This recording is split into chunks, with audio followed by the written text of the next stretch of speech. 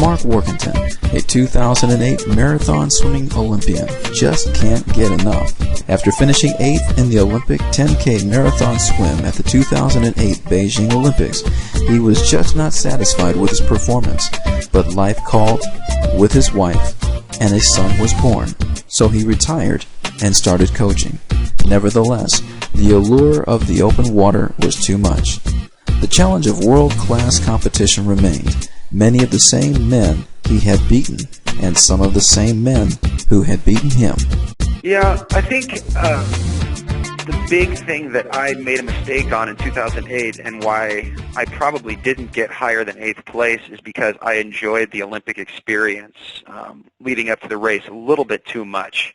I was training so hard and so well leading up to Beijing, and then what United States Swimming did is they put us, myself and Chloe Sutton, who are the two open water swimmers, they attached us to the swim team, the United States regular pool swimming team, and we did a lot of training with them.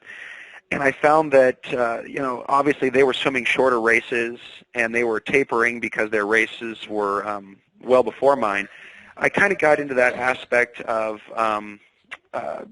finding myself in line with what the pool swimmers were doing, and then just enjoying the Olympic experience. I went and I watched all of the heats and finals at the pool. I watched Michael Phelps do his gold medal run, and got to be a part of that whole team aspect of actually being on the United States Olympic team. And I met a bunch of people. I got to see the president a couple times, and I spent so much time just taking it all in because it was this experience that I said, I'm never going to get to do this again.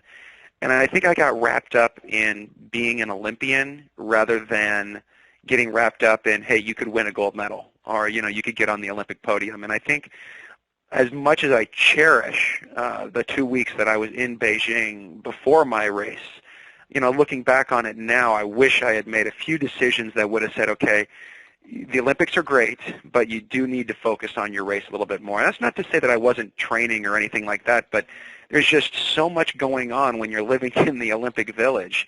I wanted to go walk and see things and go places and do stuff in the middle of the day, and I kind of think I lost my focus a little bit when I was there. So, it was by far just one of the highlights of my life to be there in Beijing and to experience all that. But I think that's one of the things that probably brought me out of retirement was that I said, I think you're better than 8th place in the world. I really feel like you are. So why not give it another shot and see what happens. The Olympic 10K marathon swim in London will prove to be even larger and more dramatic than the race in Beijing. So with his wife's support, he returned to the waterways of the world and is on track to try to represent the USA again at his second Olympics. Now, however romantic the thought of winning a medal in London may be, the everyday importance of eating right, training hard, and swimming well also remain. It is a never-ending battle, 24/7, 365, but it is a battle that the former USC All-American intends to win. Open Water Wednesday is proud to welcome 2008 Olympian Mark Warkentin and listen to his road back to the Olympics. Your host for this exclusive presentation is Stephen Munatones, an International Marathon Swimming Hall of Fame inductee. He has prepared open water swimming materials used by NBC, USA Swimming, the Beijing Olympic Committee, the Wall Street Journal, USA Today, National Public Radio, and National Geographic magazine. And now, Open Water Source is pleased to present a special episode of Open Water Wednesday with your host, Stephen Munatones, and United States Olympian Mark Warkentin. Hello, we're here at Open Water Wednesday with Mark Warkentin, an Olympian from USC in Santa Barbara. Good morning, Mark. Morning, Steve. Yes, did you go to morning workout? I did. Today? I was swimming from about 6 till 8:30 this morning. Okay, and you're back now from retirement. How does it feel to be back? Well, my body doesn't respond quite as well after practices, that's for sure. I'm definitely I'm definitely sore. It's not like when you're a young 14 or 15-year-old distance swimmer who recovers pretty quickly. As a 31-year-old, you really got to take care of your body really, really well in order to do this, because there's just so many more aches and pains that go along with the daily routine. Yeah. When you say take care of your body, you mean you're eating well, recovery? What concrete things are you doing?